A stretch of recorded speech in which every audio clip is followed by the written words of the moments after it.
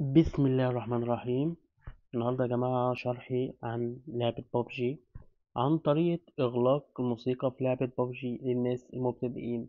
فالناس اللي عارفة رجاء زر لايك، اشتراك في القناة، كومنت منك يشجعني أكمل ولا بطلها خالص، ده متوقف عليك انت. واشتراك في القناة ده شيء هيدعمني، وزر لايك شيء هيدعمني.